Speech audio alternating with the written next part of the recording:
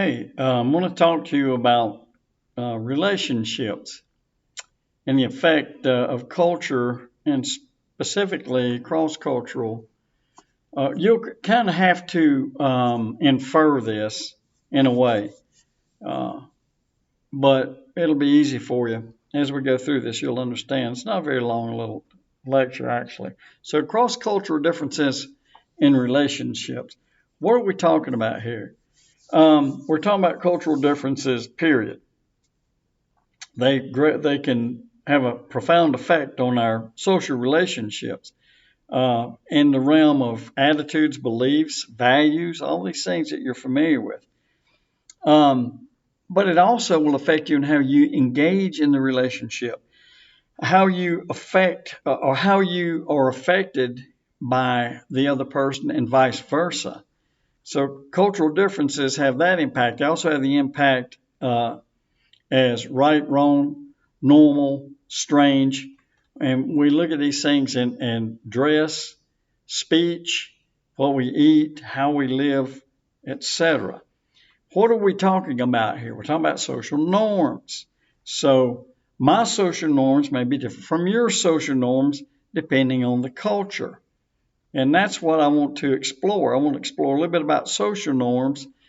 A definition would be proper behavior that is in line with social expectations. I like to say cultural expectations more than social. So every culture establishes social norms.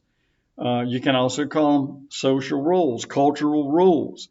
And these are the rules that everybody's expected to live by. I'm going to obey these social norms. I'm not going to go to class to lecture and wear a clown suit. That's not a social norm. Uh, I think you get the picture. So, cultural differences recognized by social norms and how they appear in a cross cultural sense in a relationship. Now, psychology views this a little bit differently depending on the branch of psychology. Psychology views this in two ways: individualism,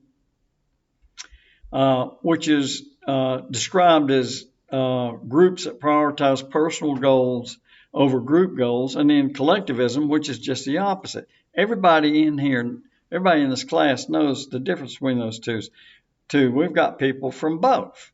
So these things play a massive role in cultural differences.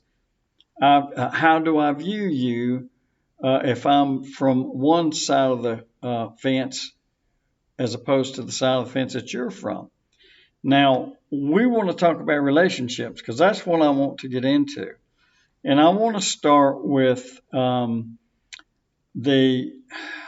the factor of friendships. Cultural differences come out when you get into that arena. Friendships. Think about how you view your friendships. Uh, do you share worldviews, or what are your worldviews? How about the way you obey your parents or not obey your parents? Just different ways that you look at the differences in a relationship. All cultures form friendships, but the construction of it is different. It's different across cultures. Americans, for example, have more friends with greater differences between them. And some collectivist cultures have fewer um, differences, and they emphasize intimacy. That's closeness. And they also emphasize quality of interactions. So, how am I working this relationship? What about conformity? Um, if I'm conforming, then I'm changing or modifying my behavior to fit in with the group standard. I'm changing my thinking to fit in with the group standard. So, do people do that? Yes. In an individualistic culture, you have less conformity because we're individuals. We think in terms of individuals. In a collective culture, you're working for the good of the group. Group standards, not personal standards. How about romantic relationships? Man, you open a big can of worms when you start talking about this. Strict gender roles in some cultures. A guy's a guy, a girl's a girl kind of thinking in those cultures. Your traits and your social expectations play a major role in some cultures, more so than others. So gender roles, something that has to be considered. The list is long.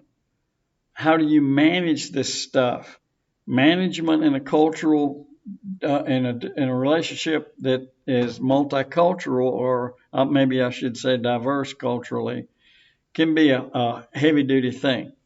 So you manage those differences. You learn to cooperate with the other person.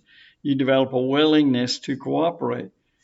Just because your culture has different values doesn't mean it's the superior culture. It's just that you do things differently. And you have to sit down and establish an understanding of what ethnocentrism is. Ethnocentrism is a superiority way of thinking. Just because somebody does something differently than you doesn't mean they're inferior to you. They just do something differently. That's all it is to it. Maybe their way is more efficient. At least it probably is in their culture. So how do you fix it? Open communication. Open communication. That's the key to all of it. Sit down and talk. Communicate. Okay, short and sweet. See you shortly.